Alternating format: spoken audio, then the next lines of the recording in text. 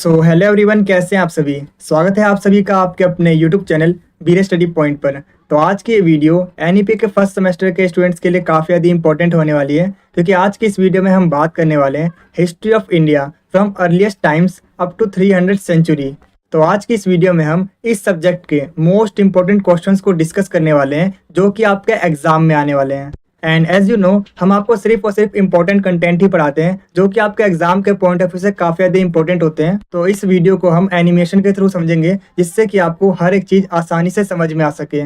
और जो क्वेश्चन मैं आपको बता रहा हूँ, अगर आपने उन क्वेश्चन आंसर को अच्छे से प्रिपेयर कर लिया तो आपके एग्जाम में वही सेम क्वेश्चन आपको देखने को मिलने वाले हैं। और मैं आपको बताना चाहूँगा कि आज की ये वीडियो हिंदी मीडियम के साथ साथ इंग्लिश मीडियम वाले स्टूडेंट्स के लिए भी काफ़ी ज़्यादा इंपॉर्टेंट होने वाली है, क्योंकि आज की इस वीडियो में मैं आपको हिंदी और इंग्लिश दोनों मीडियम में ही कंटेंट को प्रोवाइड करने वाला हूँ। एंड एज यू नो, हम अपनी वीडियो में आपको सिर्फ और सिर्फ इंपॉर्टेंट कंटेंट ही पढ़ाते हैं जो कि आपके एग्जाम के पॉइंट ऑफ व्यू से काफ़ी ज़्यादा इंपॉर्टेंट होते हैं, बेसिकली जिन टॉपिक से आपके एग्जाम में क्वेश्चन पूछे जाते हैं। तो आज की इस वीडियो में मैं आपको जो क्वेश्चन बताने वाला हूँ वो सेम क्वेश्चन आपको आपके एग्जाम में देखने को मिलेंगे, ये मेरी गारंटी है। तो बिना टाइम वेस्ट करते हुए बढ़ते हैं अपने वीडियो की तरफ।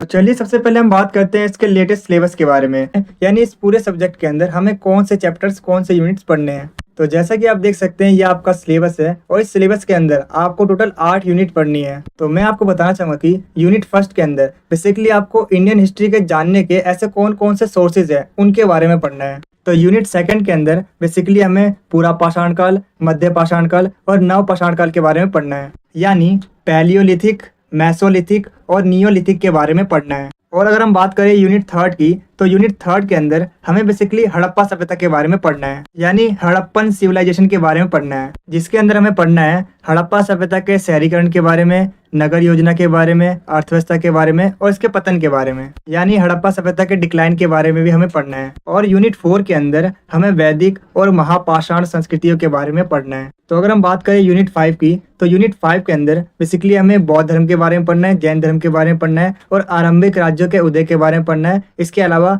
मगध के उदय के बारे में पढ़ना है। तो यूनिट 6 के अंदर बेसिकली हमें मौर्य साम्राज्य के बारे में पढ़ना है, उसके अर्थव्यवस्था के बारे में पढ़ना है, अशोक के धम्म के बारे में पढ़ना है, स्तंभ और शिलालेखों के बारे में पढ़ना है। और यूनिट 7 के अंदर बेसिकली हमें संगम युग के बारे में पढ़ना है। इसके अलावा यूनिट 8 के अंदर बेसिकली हमें मौर्योत्तर काल की राजनीति के बारे में पढ़ना है, अर्थव्यवस्था के बारे में पढ़ना है, समाज और संस्कृति के बारे में पढ़ना है। इसके अलावा सातवाहन और कुषाण शासकों के बारे में पढ़ना है। तो सिलेबस के बाद आइए अब हम आगे बढ़ते हैं इसके एग्जाम पैटर्न की तरफ, क्योंकि काफ़ी सारे स्टूडेंट्स ये कमेंट करते हैं कि आप हमें एग्जाम पैटर्न भी बताया कीजिए, जिससे कि हमें ये नॉलेज हो सके कि कितने नंबर का पेपर आता है, कितने टाइम में हमें अटेम्प्ट करना होता है। तो जैसे कि आप देख सकते हो, कुछ इस तरीके का आपका क्वेश्चन पेपर आता है। अगर हम मार्क्स की बात करें, टोटल 90 नंबर का आपका पेपर होता है। टाइम ड्यूरेशन की बात करें तो आपको टोटल 3 घंटे दिए जाते हैं इस पूरे पेपर को अटेम्प्ट करने के लिए। इसके अलावा मैं आपको बताना चाहूँगा कि इस पूरे क्वेश्चन पेपर में टोटल 8 क्वेश्चन होते हैं, जिनमें से आपको सिर्फ 4 क्वेश्चन ही अटेम्प्ट करने होते हैं और सभी क्वेश्चन इक्वल मार्क्स के होते हैं। इसके अलावा मैं आपको बताना चाहूँगा कि आप अपना एग्जाम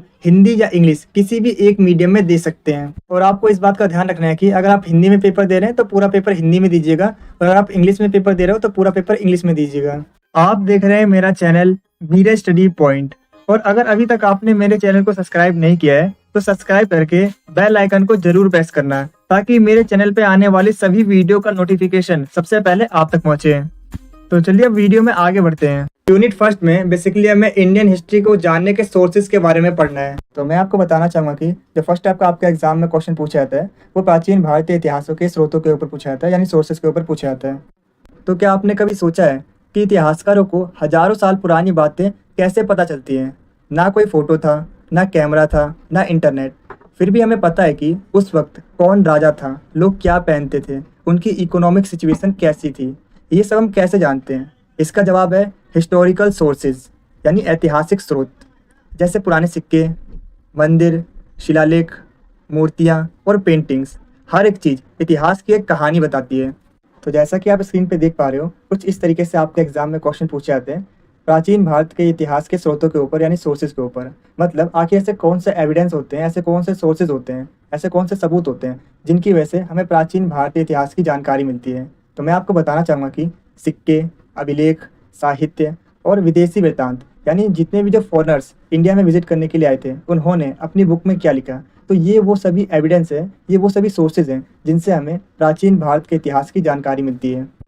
तो अगर आप इन सभी क्वेश्चंस को पढ़ते हो तो इन सभी क्वेश्चंस में आपसे बेसिकली इन्हीं सभी एविडेंस के बारे में पूछे जाते हैं। इसके अलावा कभी कभी आपके एग्जाम में पूछा जाता है कि जो इतिहास के सोर्सेज हैं, जो स्रोत हैं, उनकी लिमिटेशंस के बारे में बताइए, या फिर कभी कभी आपसे एग्जाम में इसके इंपॉर्टेंस के बारे में पूछा जाता है। तो मैंने इन सभी क्वेश्चंस को एक ही आंसर में डिटेल में एक्सप्लेन किया है। तो सपोज़ अगर आपसे एग्जाम में सिक्कों के बारे में पूछा जाता है तो आप सिक्कों के बारे में एक्सप्लेन कीजिए, और उसका अगर उसके महत्व के बारे में पूछा जाता है, इंपॉर्टेंस के बारे में पूछा जाता है, तो उसको भी एक्सप्लेन कीजिए। और अगर आपको आपका आंसर जो है वो छोटा लगता है तो इसमें जो बाकी सारे पॉइंट्स हैं, जैसे साहित्यिक स्रोत, अभिलेख, इन सभी पॉइंट्स को भी आपको एक्सप्लेन करना होगा, जिससे कि जो आपका आंसर है वो लेंथी हो जाए। तो आइए सबसे पहले हम समझते हैं कि आखिर ये ऐतिहासिक स्रोत होते क्या हैं। तो मैं आपको बताना चाहूँगा कि हिस्टोरिकल सोर्सेज में प्राचीन अभिलेख, सिक्के, स्मारकें, भवन, मूर्तियाँ और चित्रकला आती है, जिनकी मदद से इतिहासकार इतिहास का निर्माण करते हैं। ऐतिहासिक सोर्सेज से हमें प्राचीन भारत के पॉलिटिकल, सोशल, इकोनॉमिक और कल्चरल लाइफ के बारे में इम्पोर्टेंट इन्फॉर्मेशन मिलती है, और इन्हीं की हेल्प से इतिहासकार पूरा इतिहास लिखते हैं। मतलब हिस्टोरिकल सोर्सेज हमें पास्ट की सही इन्फॉर्मेशन देते हैं, और इन्हीं के बेसिस पर इतिहासकार हिस्ट्री को समझते हैं और लिखते हैं। तो अब हम बात करने वाले हैं पुरातात्विक स्रोतों के साक्ष्यों के बारे में, यानी इसके एविडेंस के बारे में। तो इसमें फर्स्ट है अभिलेख या शिलालेख, सेकंड है नगर और वास्तुकला यानी स्मारक, और थर्ड है मुद्राएं यानी सिक्के, और फोर्थ है साहित्यिक स्रोत, और फिफ्थ है कला और संस्कृति, और लास्ट है विदेशी वृत्तांत यानी विदेशी यात्रियों के वितरण। तो आइए एक एक करके इन्हें थोड़ा सा और डिटेल में समझते हैं। तो सबसे पहले हम बात करने वाले हैं कि प्राचीन भारतीय इतिहास को जानने और समझने में अभिलेखों का क्या योगदान है, यानी इसके क्या इंपॉर्टेंस है।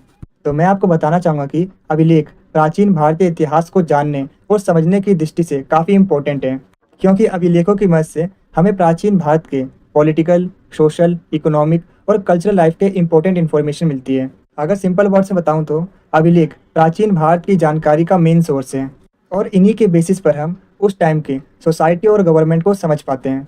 तो आइए हम समझते हैं कि आखिर अभिलेख होते क्या हैं। तो मैं आपको बता दूं कि अभिलेखों को पत्थर, मेटल या किसी हार्ड सरफेस पर खोदकर लिखा जाता था, जैसे मंदिरों की दीवारों, मोहरों, पत्थरों के खंभों पर।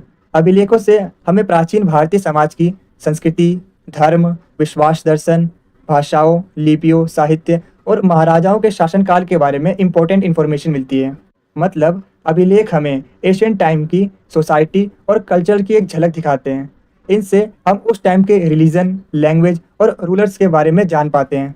तो अब हम बात करने वाले हैं कुछ महत्वपूर्ण प्राचीन भारतीय अभिलेखों के बारे में, जिसके अंदर सबसे पहले हम बात करेंगे हड़प्पा सभ्यता के अभिलेख के बारे में। इसके बाद हम बात करेंगे अशोक के अभिलेख के बारे में। फिर हम बात करेंगे गुप्तकालीन अभिलेख के बारे में। इसके बाद हम बात करेंगे हर्षवर्धन के अभिलेख के बारे में। फिर हम बात करेंगे समुद्रगुप्त का प्रयाग प्रसिद्ध अभिलेख के बारे में, और लास्ट में हम बात करेंगे रुद्रदमन का जूनागढ़ अभिलेख के बारे में। तो आइए एक एक करके इन्हें थोड़ा सा और डिटेल में समझते हैं।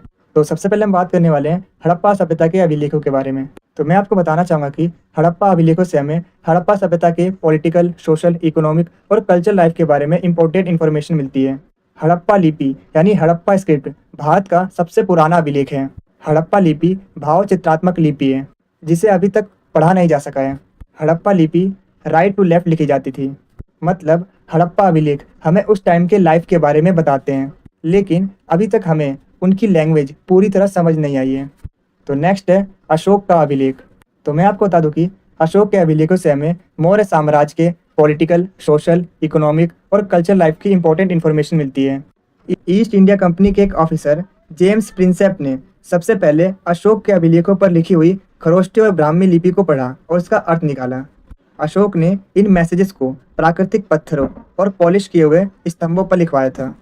अशोक वो पहला सम्राट था जिसने अपने आदेशों और नैतिक संदेशों को प्रजा तक पहुंचाने के लिए अभिलेखों का सहारा लिया। मतलब अशोक के शिलालेख हमें उस टाइम की पॉलिटिक्स और कल्चरल लाइफ को बताते हैं। अशोक के शिलालेख को पढ़कर जेम्स प्रिंसेप ने हमें इतिहास बताया, जिसकी वजह से ये सब हमें पता चल पाया। नेक्स्ट हम बात करते हैं गुप्तकालीन अभिलेख के बारे में। तो मैं आपको बताना चाहूँगा कि गुप्त काल के अभिलेखों से हमें उस टाइम पीरियड के पॉलिटिकल, सोशल, इकोनॉमिक और कल्चरल लाइफ की इन्फॉर्मेशन मिलती है। मतलब इससे हमें गुप्त काल शासन और उस टाइम के सोसाइटी के बारे में पता चलता है। तो नेक्स्ट है हर्षवर्धन का अभिलेख। तो हर्षवर्धन के अभिलेखों से हमें उनके एम्पायर के सोशल, इकोनॉमिक और कल्चरल लाइफ की इंपॉर्टेंट इन्फॉर्मेशन मिलती है। मतलब इससे हमें हर्षवर्धन साम्राज्य के सोसाइटी, इकोनॉमी और कल्चरल लाइफ का आइडिया मिलता है।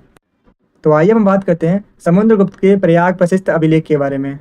तो मैं आपको बताना चाहूँगा कि समुद्रगुप्त का प्रयाग प्रसिद्ध अभिलेख, जिसमें समुद्रगुप्त की विजय की गाथाओं के बारे में एक्सप्लेन किया गया है। मतलब समुद्रगुप्त का प्रयाग प्रसिद्ध अभिलेख उनके जीतों के बारे में बताया गया है। इससे हमें ये पता चलता है कि वो कितने बड़े शासक थे। तो लास्ट अब हम बात करते हैं रुद्रदमन के जूनागढ़ अभिलेख के बारे में। तो मैं आपको बता दूं कि रुद्रदमन का जूनागढ़ अभिलेख, जो कि संस्कृत का पहला अभिलेख था, मतलब रुद्रदमन का जूनागढ़ अभिलेख इतिहास में संस्कृत में लिखा गया पहला अभिलेख है। इससे हमें उस टाइम की खास बातें पता चलती हैं। तो अब हम बात करने वाले हैं प्राचीन भारतीय इतिहास को जानने और समझने में कॉइन्स यानी मुद्राएं, मतलब सिक्कों का क्या योगदान रहा, यानी सिक्कों के इंपॉर्टेंस के बारे में बात करने वाले हैं। तो मैं आपको बताना चाहूँगा कि प्राचीन काल में लेन देन के लिए यूज़ की जाने वाली वस्तु विनिमय प्रणाली के बाद सिक्कों का प्रचलन शुरू हुआ। ये कॉइन्स विभिन्न धातुओं के बने होते थे, जैसे सोना, तांबा, चांदी एक्सेट्रा। कुषाण शासकों के द्वारा जारी किए गए गोल्डन कॉइन्स सबसे ज़्यादा प्योर थे, जबकि गुप्त शासकों ने सबसे ज़्यादा गोल्डन कॉइन्स को जारी किया था, और सातवाहन शासकों ने शीशे के सिक्के जारी किए। अगर सिंपल वर्ड्स में बताऊं तो पुराने ज़माने में सबसे पहले लोग चीज़ों के बदले चीज़ देते थे, यानी विनिमय करते थे। फिर सिक्के आए जो सोना, चांदी, तांबा जैसे धातुओं से बने होते थे, और गुप्त और कुषाण शासकों ने खूब सारे सोने के सिक्के जारी किए। तो आइए हम समझते हैं कि प्राचीन सिक्कों से हमें प्राचीन भारत के इतिहास की जानकारी कैसे मिलती है, यानी प्राचीन सिक्कों के इंपॉर्टेंस के बारे में। तो मैं आपको बताना चाहूँगा कि प्राचीन सिक्कों से हमें राजनीतिक इतिहास की जानकारी मिलती है, इसके अलावा सामाजिक इतिहास की जानकारी मिलती है, इसके अलावा आर्थिक इतिहास की जानकारी मिलती है, इसके साथ ही हमें सांस्कृतिक इतिहास की जानकारी भी मिलती है। तो आइए एक एक करके इन्हें थोड़ा सा और अच्छे से समझते हैं। तो सबसे पहले हम समझने वाले हैं कि आखिर प्राचीन सिक्कों से हमें किस तरह से राजनीतिक इतिहास की जानकारी मिलती है। तो मैं आपको बताना चाहूँगा कि प्राचीन सिक्कों से हमें प्राचीन भारत के विभिन्न राजवंशों, शासकों और उनके शासनकाल के बारे में जानकारी मिलती है, क्योंकि मुद्राओं यानी सिक्कों पर अक्सर हमें शासकों के नाम, उनके चित्र बने हुए मिलते हैं। मतलब पुराने सिक्के हमें उस टाइम के राजाओं और उनके राज के बारे में बताते हैं। इसके अलावा सिक्कों के ऊपर शासकों के नाम और तस्वीर भी होते हैं, जिससे इतिहास को समझना और भी आसान हो जाता है। तो नेक्स्ट हम बात करने वाले हैं प्राचीन सिक्कों से हमें किस तरह से सामाजिक इतिहास की जानकारी मिलती है। तो मैं आपको बता दूं कि प्राचीन सिक्कों से हमें प्राचीन भारत के सामाजिक जीवन के बारे में इंफॉर्मेशन मिलती है, क्योंकि मुद्राओं यानी सिक्कों पर हमें अक्सर देवी देवताओं के चित्र बने हुए मिलते हैं। इससे हमें प्राचीन धर्मों और मान्यताओं के बारे में जानकारी मिलती है।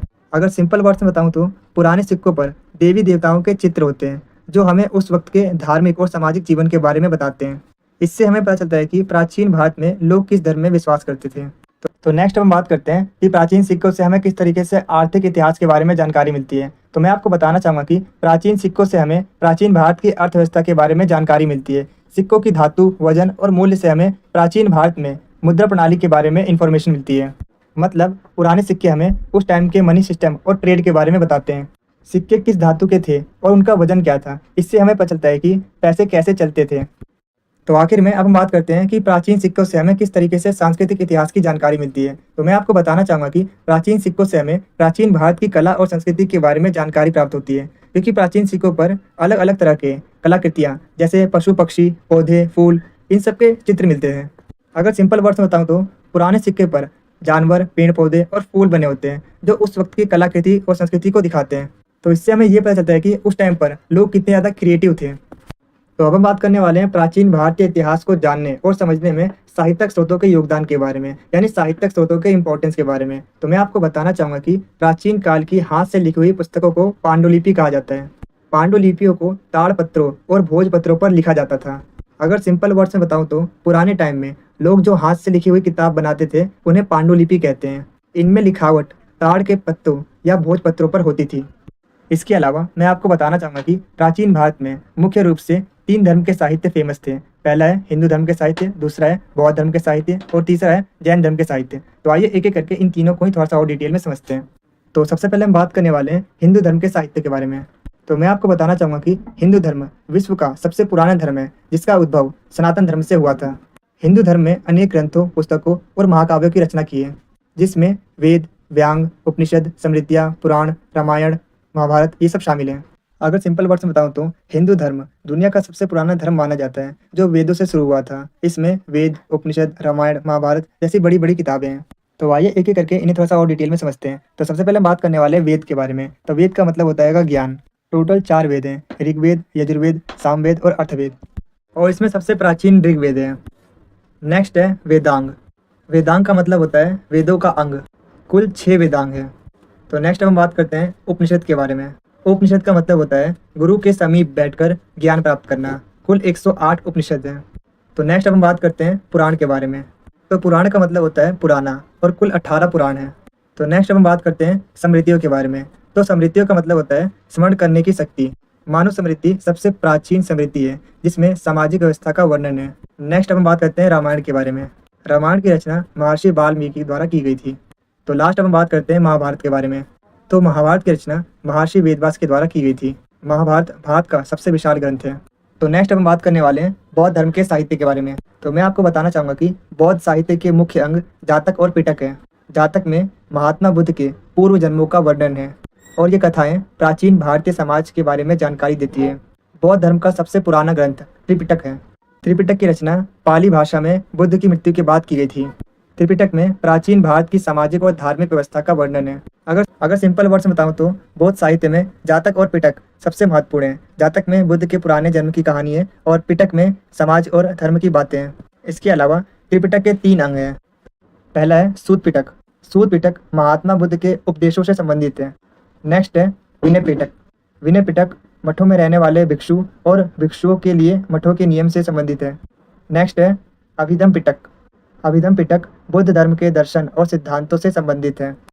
तो अब हम बात करने वाले हैं जैन धर्म के साहित्य के बारे में। तो मैं आपको बताना चाहूँगा कि जैन धर्म के साहित्य प्राकृतिक भाषा में लिखे गए हैं, जो हमें उस समय के समाज और अर्थव्यवस्था की जानकारी देते हैं। मतलब जैन धर्म के साहित्य प्राकृतिक भाषा में लिखे गए हैं। इनसे हमें उस वक्त के समाज और आर्थिक हालातों के बारे में पता चलता है।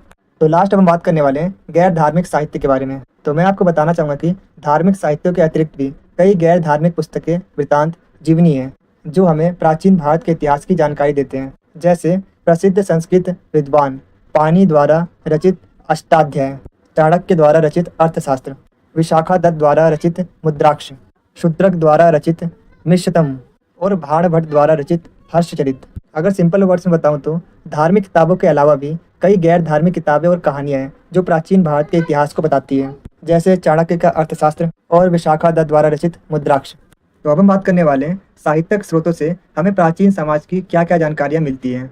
तो मैं आपको बताना चाहूँगा कि साहित्यिक स्रोतों से हमें प्राचीन भारत की राजनीतिक इतिहास की जानकारी मिलती है, सामाजिक इतिहास की जानकारी मिलती है, धार्मिक इतिहास की जानकारी मिलती है और सांस्कृतिक इतिहास की जानकारी मिलती है। तो आइए एक एक करके इन्हें थोड़ा सा और डिटेल में समझते हैं। तो सबसे पहले हम बात करने वाले हैं साहित्यिक स्रोतों से हमें राजनीतिक इतिहास की क्या जानकारी मिलती है।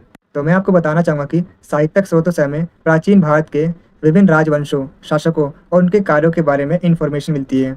अगर मैं एग्जाम्पल की बात करूं, जैसे चाणक्य ने अपनी बुक अर्थशास्त्र में मौर्य साम्राज्य की इकोनॉमी और पॉलिटिकल सिस्टम का वर्णन किया है। इसके अलावा मेगस्थीन ने अपनी बुक इंडिका में मौर्य साम्राज्य के एडमिनिस्ट्रेशन, खासकर नगर और सैन्य मैनेजमेंट के बारे में एक्सप्लेन किया है। अगर सिंपल वर्ड्स में बताऊं तो साहित्यिक स्रोत हमें प्राचीन भारत के राजाओं और उनके कामों के बारे में बताते हैं। जैसे चाणक्य ने अपनी अर्थशास्त्र में मौर्य साम्राज्य की राजनीतिक और अर्थव्यवस्था के बारे में बताया। तो नेक्स्ट हम बात करते हैं कि साहित्यिक स्रोतों से हमें सामाजिक इतिहास की क्या जानकारी मिलती है। तो मैं आपको बता दूं कि साहित्यिक स्रोतों से हमें प्राचीन भारत के सोशल लाइफ के बारे में इंफॉर्मेशन मिलती है। फॉर एग्जाम्पल ऋग्वेद के पुरुषसूक्त में वर्ण व्यवस्था के बारे में एक्सप्लेन किया गया है, जिसमें विभिन्न वर्णों जैसे ब्राह्मण, क्षत्रिय, वैश्य और शूद्र के बारे में जानकारी दी गई है।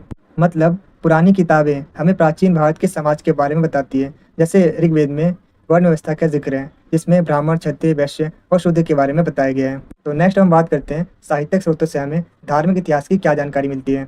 तो मैं आपको बताना चाहूँगा कि साहित्यिक स्रोतों से हमें प्राचीन भारत के विभिन्न धर्मों जैसे हिंदू धर्म, बौद्ध धर्म और जैन धर्म के बारे में इंफॉर्मेशन मिलती है। फॉर एग्जाम्पल हिंदू धर्म का वेद, पुराण, रामायण, महाभारत और बौद्ध धर्म का जातक और त्रिपिटक और जैन धर्म के ग्रंथ। मतलब पुरानी किताबें हमें प्राचीन भारत के धर्मों के बारे में बताती है। जैसे हिंदू धर्म के वेद, रामायण, महाभारत और बौद्ध धर्म के जातक और त्रिपिटक और जैन धर्म के ग्रंथों के बारे में बताती है। तो लास्ट में बात करते हैं साहित्यिक स्रोतों से हमें सांस्कृतिक इतिहास की क्या जानकारी मिलती है। तो मैं आपको बता दूं कि साहित्यिक स्रोत किसी भी साम्राज्य के कल्चरल हिस्ट्री के बारे में इंफॉर्मेशन प्राप्त करने का एक महत्वपूर्ण सोर्स है। साहित्यिक स्रोतों से हमें प्राचीन भारत की संस्कृति के बारे में इंफॉर्मेशन मिलती है, जैसे कला, साहित्य, संगीत और नृत्य। अगर सिंपल वर्ड्स में बताऊं तो किसी भी राजवंश की संस्कृति जानने के लिए साहित्यिक स्रोत बहुत ही मददगार होते हैं। पुरानी किताबों से हमें कला, संगीत, नृत्य और साहित्य जैसी चीज़ों के बारे में पता चलता है। तो अब हम बात करने वाले हैं प्राचीन भारतीय इतिहास को जानने और समझने में विदेशी वृत्तांत, यानी जितने भी जो विदेशी आए थे, यानी जो फॉरेनर आए थे भारत में, उन्होंने अपनी बुक में इसका क्या जिक्र किया है, इससे कि हमें प्राचीन भारत की जानकारी मिलती है। यानी विदेशी यात्रियों के वृत्तांत के इंपॉर्टेंस के बारे में बात करने वाले हैं। तो मैं आपको बताना चाहूँगा कि प्राचीन भारतीय इतिहास को जानने और समझने में विदेशी वृत्तांत यानी विदेशी यात्रियों के वितरण का एक महत्वपूर्ण योगदान रहा है, क्योंकि विदेशी वृत्तांत प्राचीन भारतीय इतिहास को जानने और समझने की दृष्टि से एक महत्वपूर्ण स्रोत है, जिसकी मदद से इतिहासकार प्राचीन भारतीय इतिहास का पता लगाते हैं। विदेशी वृत्तांत से हमें प्राचीन भारत के राजनीतिक, सामाजिक, आर्थिक और सांस्कृतिक जीवन के बारे में महत्वपूर्ण जानकारी मिलती है। अगर सिंपल वर्ड्स में बताऊं तो विदेशी यात्रियों के रिकॉर्ड हमारे लिए प्राचीन भारत को समझने के एक बड़ा जरिया है। इनसे हमें उस वक्त के राजनेता, समाज, कारोबार और संस्कृति के बारे में अहम जानकारी मिलती है। तो हम बात करने वाले हैं प्राचीन भारतीय इतिहास के निर्माण में महत्वपूर्ण योगदान देने वाले विदेशी वृत्तांतों के बारे में, यानी जो फॉरेनर्स आए थे उनके बारे में। तो टोटल 4 फॉरेनर्स के बारे में हम बात करने वाले हैं। सबसे पहले हम बात करने वाले हैं मैग्नेसीज के बारे में। इसके बाद हम बात करेंगे सिकंदर के साथ आए यूनानी लेखक के बारे में। इसके बाद हम बात करेंगे फाहियान या फाशियान के बारे में, और लास्ट में हम बात करेंगे हांगसांग के बारे में। तो आइए एक एक करके इन्हें थोड़ा सा और डिटेल में समझते हैं। तो सबसे पहले हम बात करने वाले हैं मेगास्थनीज के बारे में। तो मैं आपको बता दूं कि मेगास्थनीज यूनानी शासक दूत बनकर चंद्रगुप्त मौर्य के दरबार में आने वाला एक विदेशी यात्री था। मेगास्थनीज ने अपनी पुस्तक इंडिका में मौर्य साम्राज्य प्रशासन, विशेष रूप से नगर प्रशासन और सैन्य प्रशासन के बारे में एक्सप्लेन किया है। अगर सिंपल वर्ड्स में बताऊं तो मेगास्थनीज एक विदेशी था जो यूनानी राजा का दूत बनकर चंद्रगुप्त मौर्य के पास आया था। उसने अपनी किताब इंडिका में मौर्य साम्राज्य के प्रशासन, खासकर शहर और सेना के बारे में बताया है। तो नेक्स्ट हम बात करते हैं सिकंदर के साथ आए यूनानी लेखक के बारे में। तो मैं आपको बताना चाहूँगा कि सिकंदर के साथ कई यूनानी लेखक आए जिन्होंने अपनी पुस्तकों में भारत की राजनीतिक, सामाजिक, आर्थिक और सांस्कृतिक जीवन के बारे में बताया है। इन लेखकों ने भारत में अपनी यात्रा के दौरान जो भी देखा, जो भी सुना, उसे अपनी बुक में लिखा। मतलब सिकंदर के साथ कई यूनानी लेखक भारत आए थे। उन्होंने अपनी किताबों में भारत की राजनीति, समाज, पैसे और संस्कृति के बारे में लिखा, जो भी उन्होंने वहाँ पर देखा और सुना। तो अब हम बात करते हैं फाहियान के बारे में। तो मैं आपको बताना चाहूँगा कि 5वीं शताब्दी में चीनी विद्यार्थी फाहियान भारत में बौद्ध धर्म की शिक्षा प्राप्त करने के लिए चंद्रगुप्त सेकंड के शासक काल में आए थे। फाहियान ने अपनी बुक में भारत की वर्ण व्यवस्था के अलावा चंडालों का वर्णन भी किया है। मतलब 5वीं सदी में चीनी विद्यार्थी फाहियान भारत आया था ताकि बौद्ध धर्म की पढ़ाई कर सके। उसने अपनी किताब में भारत की वर्ण व्यवस्था और चंडालों के बारे में लिखा है। तो लास्ट हम बात करते हैं हेंगसांग के बारे में। तो मैं आपको बताना चाहूँगा कि 7वीं शताब्दी में चीनी विद्यार्थी हेंगसांग भारत में बुद्ध की शिक्षा प्राप्त करने के लिए हर्षवर्धन के शासनकाल में आया था, और हेंगसांग ने भी अपनी बुक में भारत की वर्ण व्यवस्था के अलावा चंडालों के बारे में एक्सप्लेन किया है। यानी 7वीं शताब्दी में चीनी विद्यार्थी हेंगसांग भारत आया था हर्षवर्धन के समय और बौद्ध धर्म सीखने के लिए, और उसने भी अपनी बुक में भारत की वर्ण व्यवस्था और चांडालों के बारे में लिखा है। तो अब हम बात करने वाले हैं पुरातात्विक स्रोतों की सीमाओं के बारे में, या फिर आप कह सकते हो उसकी आलोचना के बारे में, या फिर आप कह सकते हो उसकी लिमिटेशन के बारे में। तो मैं आपको बताना चाहूँगा कि पुरातात्विक स्रोत बहुत ही जरूरी है, लेकिन इनमें कुछ लिमिटेशंस और चैलेंजेस भी होते हैं जो इतिहास की सही और पूरी जानकारी मिलने में अड़चन डालती है। मतलब पुरातात्विक स्रोत इतिहास को समझने में मदद करते हैं, लेकिन इनमें कुछ कमियाँ होती है जो पूरी सच्चाई जानने में रुकावट बनती है। तो इसकी पहली कमी है भाषा और व्याख्या की समस्या। इसकी दूसरी कमी है तिथियों की निश्चितता की कमी। इसकी तीसरी कमी है प्राकृतिक क्षति और समय की मार। इसकी चौथी कमी है अतिशयोक्त पूर्ण वर्णन, और इसकी आखिरी कमी है अर्थ निकालने में कठिनाई। तो आइए एक एक करके इन्हें थोड़ा सा और डिटेल में समझते हैं। तो सबसे पहले हम बात करने वाले हैं भाषा और व्याख्या की समस्या के बारे में। तो मैं आपको बता दूं कि पुरातात्विक अवशेषों पर अक्सर प्राचीन काल की लिखावट होती है, लेकिन कई बार वो लिखावट इतनी पुरानी या जटिल होती है कि उसे पढ़ना और समझना मुश्किल हो जाता है। उदाहरण के लिए सिंधु घाटी सभ्यता के अवशेषों पर मिली हड़प्पा लिपि आज तक पूरी तरह से नहीं पढ़ पाए हैं, इसीलिए उस सभ्यता के बारे में हमारी जानकारी अभी अधूरी है। इसके अलावा कई बार शिलालेख ऐसे होते हैं जिनकी भाषा पुरानी या स्थानीय होती है, जिससे उनका अनुवाद करना कठिन हो जाता है। मतलब अक्सर पुराने अवशेषों पर लिखावट होती है, लेकिन वो इतनी पुरानी या अजीब होती है कि समझ नहीं आती। ऐसे हड़प्पा की लिपि आज तक कोई नहीं पढ़ पाया, इसीलिए हमें उस सभ्यता की पूरी जानकारी नहीं मिल पाई। कई बार लैंग्वेज इतनी ज़्यादा पुरानी हो जाती है या लोकल होती है कि उसका ट्रांसलेशन करना टिपिकल हो जाता है। तो इसकी अगली कमी है तिथियों की निश्चितता की कमी। तो अक्सर ये तय करना मुश्किल हो जाता है कि कोई ऑब्जेक्ट या अवशेष किस टाइम पीरियड का है। कुछ तरीकों से अनुमान लगाया जाता है, जैसे कार्बन डेटिंग, लेकिन ये भी लिमिटेड होते हैं और हर एक ऑब्जेक्ट पर काम नहीं करते हैं। उदाहरण के लिए मान लीजिए कोई मिट्टी का घड़ा मिला है। अब ये समझना कि वो 1000 साल पुराना है या 1500 साल पुराना है, ये हमेशा निश्चित नहीं होता। इसकी वजह से अगर हम सही तिथि गैस नहीं कर पाते तो उस ऑब्जेक्ट को सही ऐतिहासिक घटना या कालखंड से जोड़ना डिफिकल्ट हो जाता है। मतलब कई बार पता नहीं चलता कि कोई चीज़ कितनी पुरानी है। जैसे एक बर्तन मिला, वो 1000 साल पुराना है या 1500 साल पुराना है, कहना कठिन है। तो ऐसे में उसे हिस्ट्री के साथ जोड़ना भी टफ हो जाता है। तो इसकी अगली कमी है प्राकृतिक क्षति और समय की मार। तो मैं आपको बताना चाहूँगा कि कई बार पुरानी वस्तुएं समय के साथ टूट जाती है, फूट जाती है, नष्ट हो जाती है और ख़राब हो जाती है। मौसम, मिट्टी, जलवायु और मानव गतिविधियों से उन्हें नुकसान पहुँचता है। एग्जाम्पल के लिए अक्सर लकड़ी की बनी चीज़ें सड़ जाती हैं और चित्रकारी या दीवारों की नक्शकारी समय के साथ मिट जाती है। ऐसे में पूरी जानकारी नहीं मिल पाती और व्याख्या अधूरी रह जाती है। मतलब पुरानी चीज़ें अक्सर टूट जाती है या सड़ जाती हैं। जैसे लकड़ी ख़राब हो जाती है, पेंट मिट जाता है, तो इसकी वजह से हमें पूरी इन्फॉर्मेशन नहीं मिल पाती। तो इसकी अगली कमी है अतिशयोक्तिपूर्ण वर्णन। तो मैं आपको बता दूं कि अभिलेखों और साहित्यों में राजाओं के बारे में अतिशयोक्तिपूर्ण वर्णन मिलता है, क्योंकि अभिलेखों को बनाने वाले राजा स्वयं थे। उदाहरण के लिए हरिसेन द्वारा रचित प्रयाग प्रशिस्त में समुद्रगुप्त के बारे में अतिशयोक्तिपूर्ण का वर्णन किया गया है। अगर सिंपल वर्ड्स में बताऊं तो अभिलेखों में राजाओं की खूब तारीफ की जाती है, क्योंकि उन्हें खुद राजाओं ने बनवाया था। जैसे प्रयाग प्रशिस्त में समुद्रगुप्त की काफ़ी बढ़ चढ़कर तारीफ की गई है। तो इसकी आखिरी कमी है अर्थ निकालने में कठिनाई। तो मैं आपको बता दूं कि कई अभिलेखों में एक ही राजा के लिए अलग अलग नामों या उपाधियों का यूज़ किया जाता है। इसीलिए इन अभिलेखों को पढ़ना और इसका अर्थ निकालना डिफिकल्ट हो जाता है। मतलब कुछ अभिलेखों में एक ही राजा के अलग अलग नाम और उपनाम होते हैं। इसकी वजह से इन्हें समझना और इसका अर्थ निकालना कठिन हो जाता है।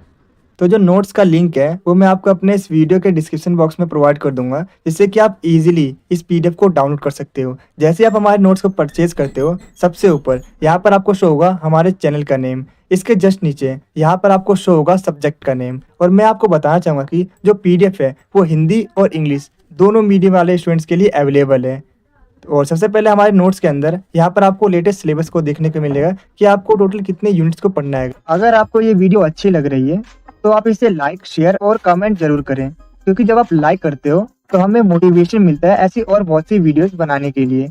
और जब आप वीडियो को शेयर करते हो तो जैसा कि आपको पता ही होगा, नॉलेज बांटने से बढ़ती है। और जब आप हमारी वीडियो पर कमेंट करते हो तो हमें ये पता चलता है कि हम अपनी वीडियो में और क्या इम्प्रूव कर सकते हैं। और मैं आपको बता दूं कि 5 मिनट की वीडियो को बनाने में काफ़ी मेहनत और 1 से 2 घंटे का समय लगता है। तो आप हमारी वीडियो को लाइक, शेयर और कमेंट जरूर करें, ताकि हम आपके लिए ऐसी ही और वीडियोस को ला सकें। और कमेंट में ये जरूर बताना कि आपको नेक्स्ट वीडियो किस टॉपिक पर चाहिए। तो यूनिट सेकंड में बेसिकली हमें पूरा पाषाण काल, मध्य पाषाण काल और नव पाषाण काल के बारे में पढ़ना है, यानी पैलियोलिथिक, मेसोलिथिक और नियोलिथिक के बारे में पढ़ना है। तो जैसा कि आप स्क्रीन पे देख पा रहे हो, इस यूनिट से बेसिकली आपसे कुछ इस तरीके से एग्जाम में क्वेश्चन पूछे जाते हैं। अगर आप इन सभी क्वेश्चन को पढ़ते हो तो आप एक कंक्लूजन पे पहुंचोगे कि इन सभी क्वेश्चन में बेसिकली आपसे पूछे जा रहा है पूरा पाषाण के बारे में बताइए, मध्य पाषाण के बारे में बताइए और नव पाषाण के बारे में बताइए। बेसिकली आपको इन्हीं चीज़ों को एक्सप्लेन करना होता है। तो अभी हम एक एक करके इन तीनों के बारे में डिटेल में समझेंगे।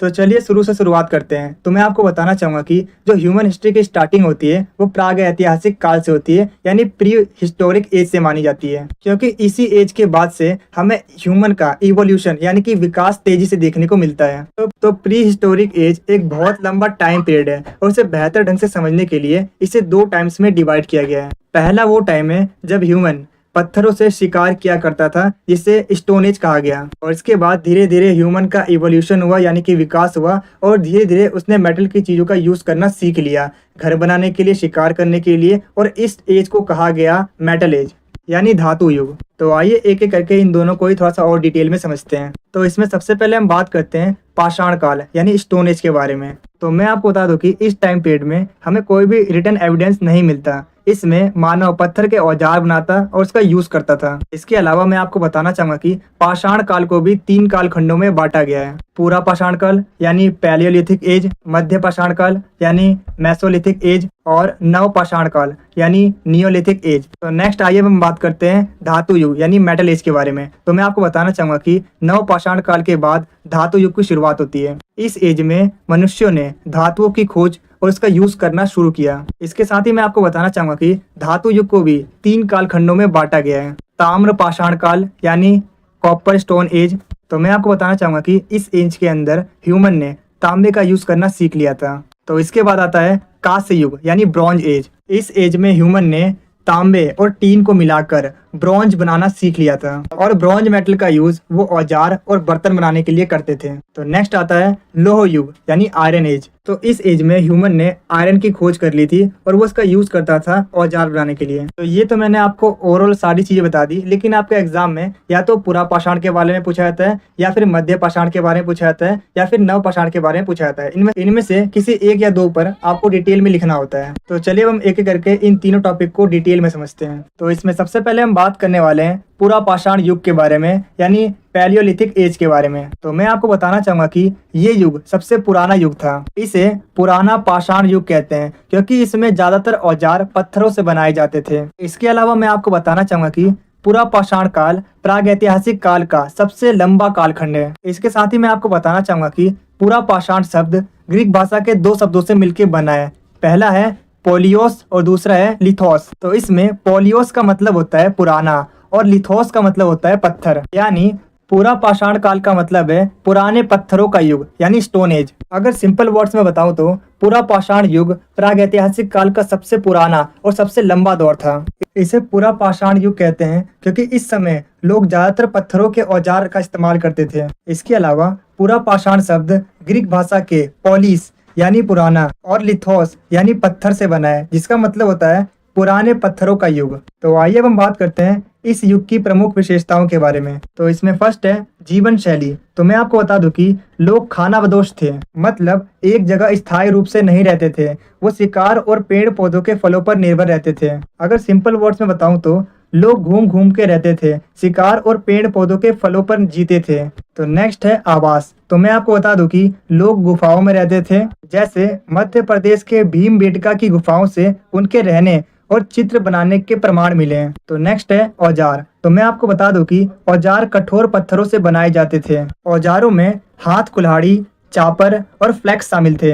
इनका इस्तेमाल शिकार करने, जानवर काटने और लकड़ी तोड़ने में किया जाता था। मतलब लोग ज्यादातर गुफाओं में रहते थे, जैसे भीमबेटका की गुफाएं। तो नेक्स्ट है आर्थिक गतिविधियां। तो मैं आपको बता दूं कि इस समय मुख्य रूप से बड़े जंगली जानवरों का शिकार किया जाता था और खाने योग्य फल, जड़ें और पौधों को इकट्ठा किया जाता था। और इसी समय आग का इस्तेमाल भी शुरू हुआ था, जिससे वो खाना बनाने, भोजन पकाने और ठंड से बचने लगे। अगर सिंपल वर्ड्स में बताऊं तो लोग कठोर पत्थरों से औजार बनाते थे, जैसे हाथ कुल्हाड़ी, चापर, जिनसे वो शिकार और लकड़ियां काटते थे। तो नेक्स्ट अब हम बात करते हैं कला और संस्कृति के बारे में। तो मैं आपको बता दूं कि गुफाओं की दीवारों पर शिकार और जानवरों के चित्र बनाए जाते थे। भीमबेटका की गुफाएं इसका सबसे अच्छा एग्जाम्पल है। इससे हमें ये पता चलता है कि कला और धर्म की शुरुआत इसी युग से हुई थी। मतलब अगर सिंपल वर्ड्स में बताऊं तो जंगली जानवरों का शिकार, फल फूल, जड़ों को इकट्ठा करना और इसके अलावा आग का उपयोग भी इसी युग से शुरू हुआ। तो इसके बाद चलिए अब हम बात करते हैं मध्य पाषाण युग के बारे में, यानी मेसोलिथिक एज के बारे में। तो मैं आपको बताना चाहूंगा कि ये समय 10,000 ईसा पूर्व से 8,000 ईसा पूर्व तक का माना जाता है। इसके अलावा ये पूरा पाषाण और नव पाषाण युग के बीच का समय है, इसीलिए इसे मध्य पाषाण युग भी कहते हैं। तो आइए अब हम बात करते हैं इस युग की प्रमुख विशेषताओं के बारे में। तो इसकी पहली विशेषता है औजार और तकनीकी विकास। तो मैं आपको बताना चाहूंगा कि इस समय छोटे नुकीले पत्थरों के औजार होते थे। इन्हें लकड़ियां या हड्डियों पर लगाकर भाले और तीर बनाए जाते थे। तो इसकी अगली विशेषता है कृषि और पशुपालन। तो मैं आपको बता दूं कि लोग अभी भी शिकार और संग्रहण करते थे, लेकिन अब खेती और पशुपालन की शुरुआत हो गई थी। तो नेक्स्ट अब हम बात करते हैं इनकी आर्थिक गतिविधियों के बारे में। तो मैं आपको बताना चाहूंगा कि इस समय लोग धीरे धीरे शिकार से खेती की ओर शिफ्ट होने लगे और इसी युग में हमें गेहूं, जौ जैसे अनाज उगाने के एविडेंस मिले हैं। तो इसकी अगली विशेषता है आवास और बस्तियां। तो मैं आपको बताना चाहूंगा कि इस टाइम पीरियड में लोग अब थोड़े स्थायी गाँव में बसने लगे। बस्तियां खेतों और झीलों के किनारे बनाई जाती थी ताकि नदियों और झीलों से पानी मिल सके और खेतों से भोजन आसानी से मिल सके। और घर हड्डी, लकड़ी और पत्तियों से बनाए जाते थे। तो इसकी अगली विशेषता है कला और धर्म। तो मैं आपको बताना चाहूंगा कि इस युग में जानवरों की पूजा और धार्मिक अनुष्ठानों की शुरुआत हुई। इससे पता चलता है कि लोग प्रकृति और जानवरों को पवित्र मानते थे। तो चलिए आखिर में अब हम बात करते हैं नव पाषाण युग की, यानी नियोलिथिक एज की। तो मैं आपको बताना चाहूंगा कि ये युग लगभग 8,000 ईसा पूर्व से लेकर 4,000 ईसा पूर्व तक माना जाता है। इसे नया पाषाण युग कहा जाता है क्योंकि इस समय मनुष्य ने जीवन जीने का तरीका पूरी तरीके से बदल दिया।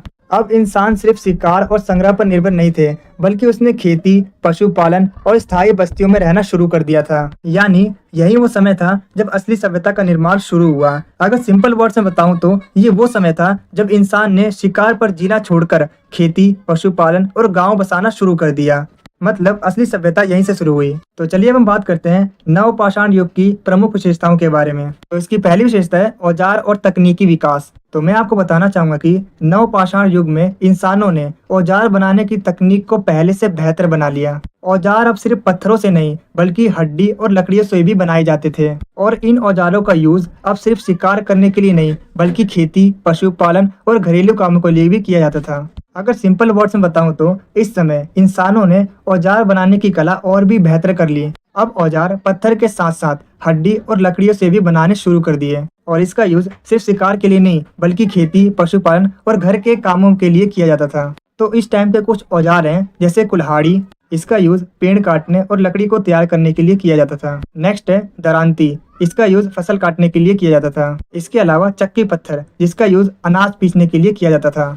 यानी तकनीक अब जीवन के हर हिस्से में काम आने लगी। तो इसकी अगली विशेषता है कृषि और पशुपालन। तो मैं आपको बताना चाहूंगा कि नवपाषाण युग की सबसे बड़ी विशेषता थी कि अब लोग खेती करने लगे थे। उन्होंने धान, गेहूं और जौ जैसी फसलों को उगाना शुरू किया, और खेती करने से उन्हें बार बार जगह बदलने की जरूरत नहीं पड़ती थी, क्योंकि खेत से उन्हें एक ही जगह भोजन मिलने लगा था। और इसी टाइम पर पशुपालन की भी शुरुआत हुई। लोग गाय, भेड़ और बकरियों को पालना शुरू करने लगे, और इससे दूध, मांस और अन्य चीजें आसानी से मिलने लगी। खेती और पशुपालन की वजह से अब जीवन स्थिर हो गया और भोजन की कमी की समस्या कम होने लगी। तो अगर सिंपल वर्ड्स में बताऊं तो इस टाइम पर लोग खेती करने लगे, जैसे धान, गेहूं और जौ, और इसके साथ ही वो गाय, भेड़ और बकरी पालना शुरू कर दिए। इससे उन्हें खाने पीने की चीजें आसानी से मिलने लगी और उनकी जिंदगी स्थिर हो गई। तो इसकी अगली विशेषता है आवास और बस्तियां। तो मैं आपको बताना चाहूंगा कि अब लोग पहले की तरह इधर उधर नहीं घूमते थे, बल्कि स्थायी बस्तियां बनाने लगे। घरों को मिट्टी, लकड़ी, बांस और पत्थरों से बनाया जाने लगा। बस्तियों को हमेशा नदी, तालाब या किसी उपजाऊ जमीन के आसपास बसाया जाता था, ताकि नदियों और झीलों से पानी मिल सके और खेतों से भोजन आसानी से मिल सके। यानी अब जीवन घुमंतु न होकर स्थायी होने लगा। अगर सिंपल वर्ड्स में बताऊं तो अब लोग घूमते फिरते नहीं थे, बल्कि नदी, तालाब और उपजाऊ जमीन के पास स्थायी बस्तियां बसाने लगे। घरों को मिट्टी, लकड़ी और बांस और पत्थरों से बनाया जाने लगा। यानी अब जीवन स्थायी हो गया था। तो आइए हम बात करते हैं इस टाइम की आर्थिक गतिविधियों के बारे में। तो मैं आपको बताना चाहूंगा कि इस टाइम पीरियड में खेती और पशुपालन के साथ साथ लोग अब बुनाई और मिट्टी के बर्तन बनाना भी सीख गए थे। तो इसकी अगली विशेषता है सामाजिक संगठन। तो मैं आपको बताना चाहूंगा कि इस टाइम पीरियड में समाज अब परिवार और रिश्तों के आधार पर संगठित होने लगा। छोटे छोटे गांव बन गए और समाज में काम का बंटवारा हुआ। कुछ लोग खेती करते, कुछ पशुपालन और कुछ बर्तन बनाते। अगर सिंपल वर्ड्स में बताऊं तो अब लोग छोटे छोटे गाँव में साथ रहने लगे। परिवार और रिश्तों पर समाज टिका था, और इसके अलावा काम भी बट गया। किसी का काम खेती, किसी का काम पशुपालन, तो किसी का काम बर्तन बनाना था। तो इसकी अगली विशेषता है कला और धर्म। तो मैं आपको बताना चाहूंगा कि नवपाषाण युग के लोग प्रकृति और उपजाऊ शक्ति को पूजने लगे। वो सूरज, चांद और बारिश और धरती की पूजा करने लगे। उन लोगों ने पशुओं और स्त्री को पूजना शुरू किया, क्योंकि इन्हें जीवन देने वाली शक्ति माना जाता था। और उन्होंने मिट्टी और पत्थर की मूर्तियां बनाना शुरू की। गुफा और चित्रों के अलावा अब बर्तनों पर भी सजावटी चित्र बनाए जाने लगे। तो अगर सिंपल वर्ड्स में बताऊं तो इस समय लोग प्रकृति और जीवन देने वाली शक्तियों की पूजा करने लगे, जैसे सूरज, चांद, धरती और जानवर। इसके अलावा मातृ देवी की भी पूजा की जाती थी। मिट्टी, पत्थर की मूर्तियां और सजावटी बर्तन बनाए जाते थे। साथ ही चित्रकला भी जारी रही। तो मैं आपको बताना चाहूंगा कि नवपाषाण युग की कुछ खास जगह है जहाँ से हमें इसके कुछ एविडेंस मिले हैं। तो फर्स्ट है मेहरगढ़। तो मैं आपको बताना चाहूंगा कि यहाँ से हमें सबसे प्राचीन कृषि और पशुपालन के प्रमाण मिले हैं। तो नेक्स्ट है बुर्जाहोम। यहाँ से हमें गड्ढों में बने घर मिले हैं। तो नेक्स्ट है चिराद। तो यहाँ से हमें खेती और मिट्टी के बर्तनों के एविडेंस मिले हैं। तो नेक्स्ट है देमाबाद। यहाँ से हमें मिट्टी और धातु की वस्तुएं मिली हैं। तो आइए हम बात करते हैं इसके कंक्लूजन के बारे में। तो मैं आपको बता दूं कि भारत की प्रागैतिहासिक संस्कृतियां हमें ये दिखाती हैं कि इंसान धीरे धीरे शिकार और संग्रह से खेती, पशुपालन और स्थायी जीवन की ओर बढ़ा। ये बदलाव आगे चलकर सभ्यता और समाज के विकास की नींव बनी। तो यूनिट 3 में बेसिकली हमें हड़प्पा सभ्यता के बारे में पढ़ना है। इसके अंदर हम पढ़ेंगे हड़प्पा सभ्यता के शहरीकरण के बारे में, हड़प्पा सभ्यता के नगर योजना के बारे में और हड़प्पा सभ्यता की अर्थव्यवस्था के बारे में।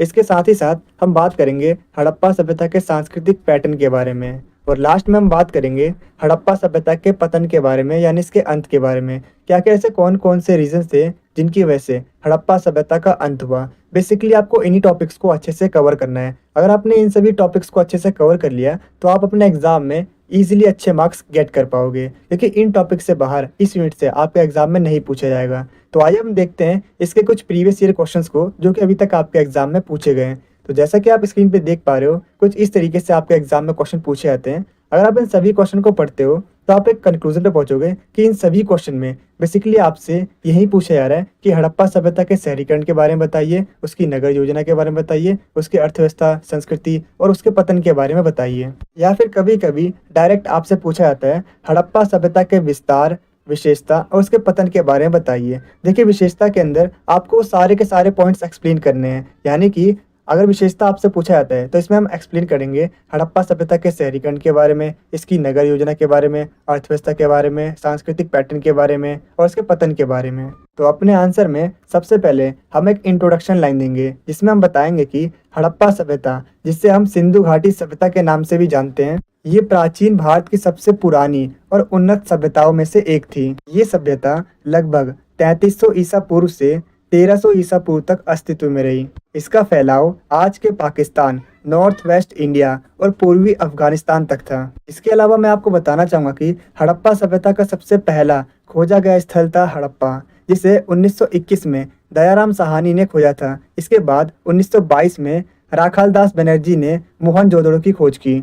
ये सभ्यता अपनी well organised town planning, drainage system, agriculture, trade और आर्ट और क्राफ्ट के लिए पूरे विश्व भर में प्रसिद्ध था। तो आइए हम बात करते हैं हड़प्पा सभ्यता के विस्तार के बारे में, यानी इसके एक्सपेंशन के बारे में। तो मैं आपको बताना चाहूँगा कि हड़प्पा सभ्यता का क्षेत्रीय विस्तार त्रिभुजाकार यानी ट्रायंगुलर था। हड़प्पा सभ्यता लगभग 12,99,600 वर्ग किलोमीटर के एरिया में फैला हुआ था और हड़प्पा सभ्यता के भारत में कुल 925 स्थल, पाकिस्तान में 575 और अफगानिस्तान में 2 स्थल मिले हैं। लेकिन इन सभी में कुछ मेन स्थल हैं जिन्हें आपको अच्छे से याद रखना है। तो इसमें पहला है हड़प्पा, जो कि आज के पाकिस्तान में है। दूसरा है मोहनजोदड़ो, जो कि सिंधु घाटी के करीब है और ये भी पाकिस्तान में है। तीसरा है धोलावीरा, जो कि भारत के गुजरात में है। चौथा है कालीबंगन, जो कि भारत के राजस्थान में है।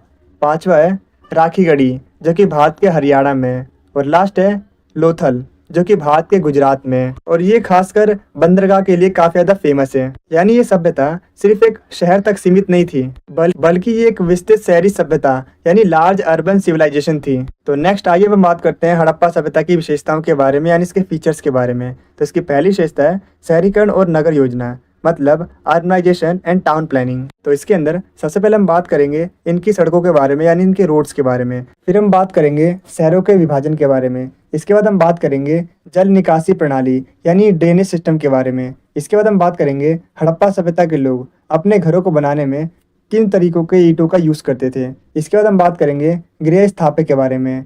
फिर हम बात करेंगे विशाल अन्नागार के बारे में, यानी लार्ज ग्रेनरी के बारे में। और लास्ट में हम बात करेंगे विशाल स्नानागार के बारे में, यानी ग्रेट पार्क के बारे में। तो आइए एक एक करके इन सभी को थोड़ा सा और डिटेल में समझते हैं। तो इसमें सबसे पहले हम बात करने वाले हैं सड़कों के बारे में, यानी रोड्स के बारे में, यानी हड़प्पा सभ्यता में रोड्स कैसी बनाई जाती थी। तो मैं आपको बताना चाहूँगा कि हड़प्पा सभ्यता में सड़कें चौड़ी और सीधी होती थी। नाली और सड़कों को ग्रिड पद्धति में बनाया जाता था। इस सिस्टम में सबसे पहले नालियों को बनाया जाता था, फिर गलियों को और उसके साथ साथ घरों को बनाया जाता था। इसीलिए इस पद्धति में नालियाँ एक दूसरे को समकोण पर काटती थी। अगर सिंपल वर्ड्स में बताऊँ तो हड़प्पा में सड़कें चौड़ी और सीधी थी। पूरा शहर ग्रिड सिस्टम में बना था, जहां नालियां और सड़कें 90 डिग्री पर काटती थी। तो नेक्स्ट अब हम बात करते हैं शहरों के विभाजन के बारे में, यानी डिवीजन ऑफ सिटीज़ के बारे में। मैं आपको बताना चाहूँगा कि जो शहर थे उन्हें 2 पार्ट्स में डिवाइड किया गया था। तो इसमें तो पहला था दुर्ग यानी सिटाडल, दूसरा था निचला शहर यानी लोअर टाउन। तो इसमें सबसे पहले हम बात करने वाले हैं दुर्ग के बारे में, यानी सिटाडल के बारे में। तो मैं आपको बताना चाहूँगा कि दुर्ग पश्चिम दिशा में अधिक ऊंचाई पर लेकिन कम एरिया में बनाया गया था। माना जाता है कि यहाँ पर शासक वर्ग रहते थे। नेक्स्ट हम बात करते हैं निचले शहर के बारे में, यानी लोअर टाउन के बारे में। तो मैं आपको बता दूं कि ये पूर्व दिशा में कम ऊंचाई पर लेकिन अधिक क्षेत्र में बनाया गया था। माना जाता है कि यहाँ पर सामान्य जनता रहती होंगे।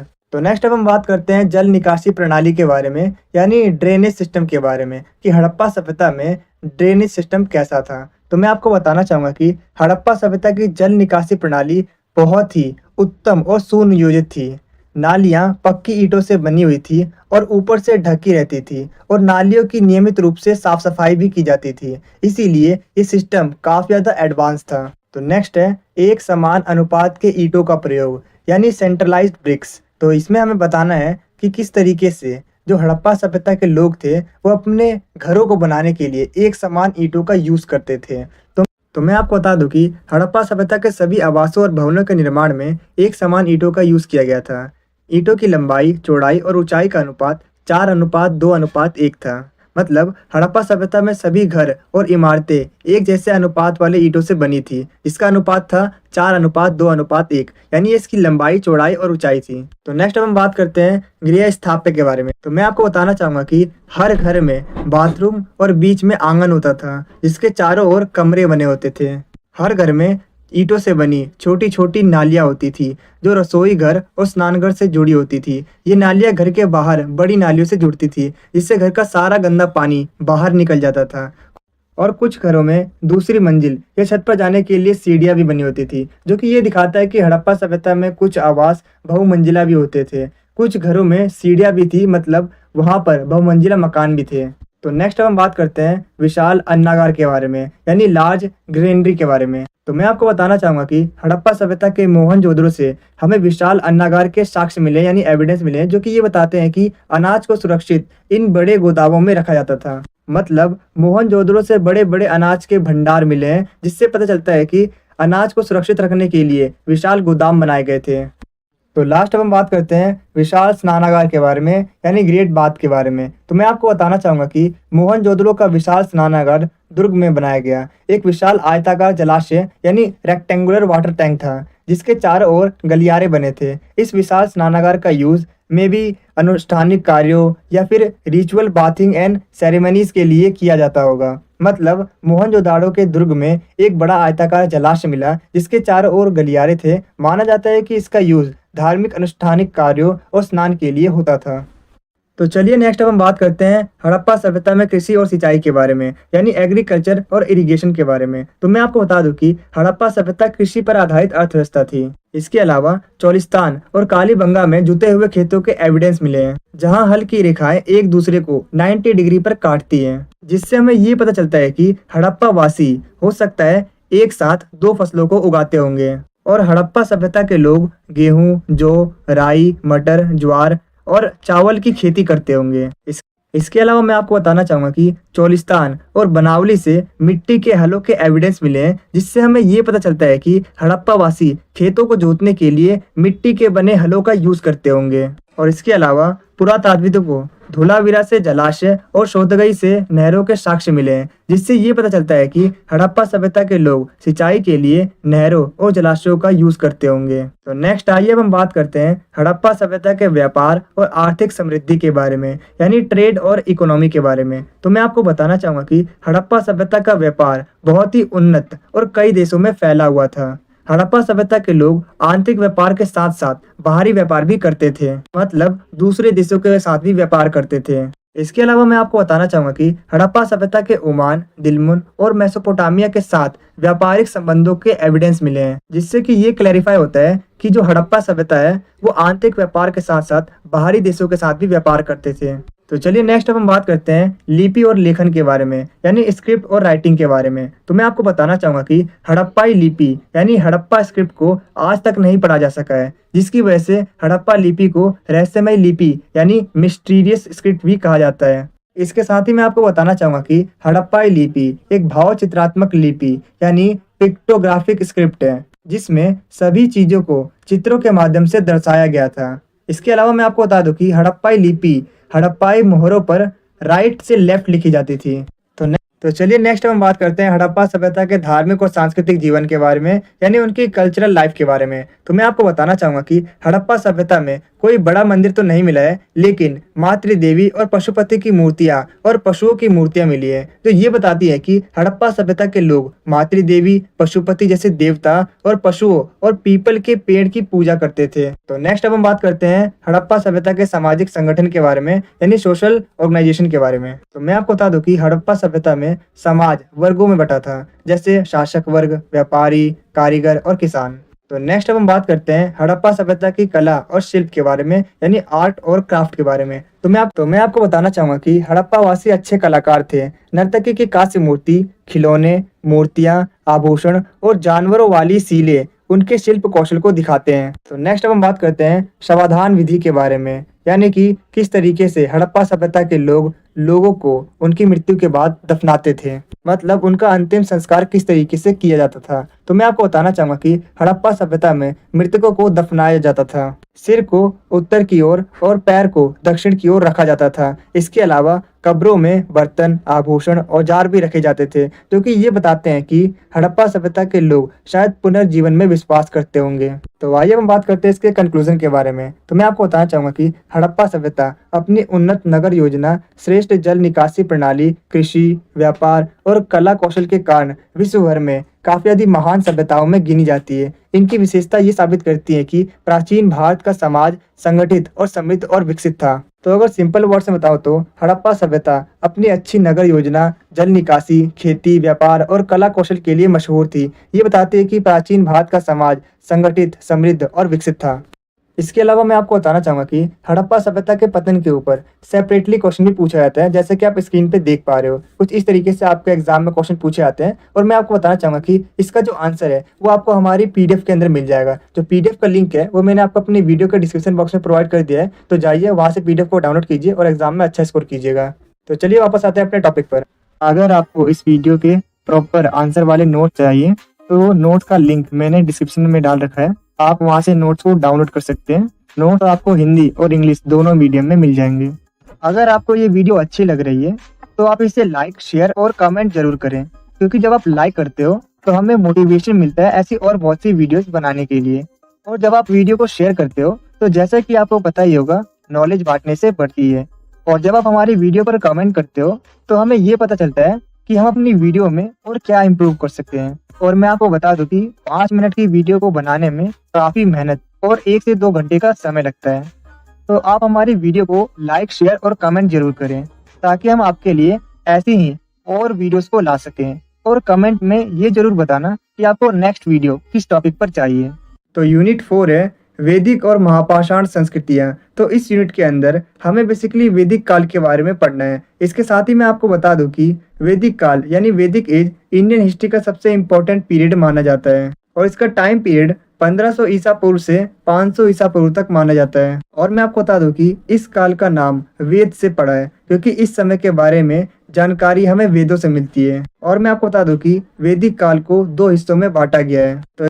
तो इसमें पहला है उत्तर वैदिक काल, जिसे आप प्रारंभिक वैदिक काल भी कहते हैं। इसका जो टाइम पीरियड है वो 1500 ईसा पूर्व से 1000 ईसा पूर्व तक माना जाता है। दूसरा है उत्तर वैदिक काल, इसका जो टाइम पीरियड है वो 1000 ईसा पूर्व से 500 ईसा पूर्व तक माना जाता है। और मैं आपको बता दूं कि इन दोनों में से ही किसी एक पर आपके एग्जाम में क्वेश्चन आता ही आता है। या तो आपसे एग्जाम में पूछ लिया जाएगा कि प्रारंभिक वैदिक काल की राजनीतिक, सामाजिक और आर्थिक परिस्थितियों के बारे में बताइए, या फिर आपके एग्जाम में क्वेश्चन पूछ लिया जाएगा कि उत्तर वैदिक काल की राजनीतिक, सामाजिक और आर्थिक परिस्थितियों का वर्णन कीजिए। तो ये दोनों ही क्वेश्चन आपके एग्जाम के पॉइंट ऑफ व्यू से काफी ज्यादा इंपॉर्टेंट हैं। तो आपको इस वीडियो में उत्तर वैदिक काल की राजनीतिक, सामाजिक और आर्थिक परिस्थितियों के बारे में डिटेल में बता दूंगा, और प्रारंभिक वैदिक काल की राजनीतिक, सामाजिक और आर्थिक परिस्थितियों के बारे में आपको हमारे पीडीएफ नोट्स में प्रॉपर बिल्कुल ईजी वे में आंसर मिल जाएगा। आप प्रारंभिक वैदिक काल के बारे में हमारे पीडीएफ नोट से पढ़ सकते हैं। तो चलिए अब हम बात करते हैं उत्तर वैदिक काल की राजनीतिक, सामाजिक और आर्थिक परिस्थितियों के बारे में। तो जैसा कि आप सभी देख ही सकते हैं कि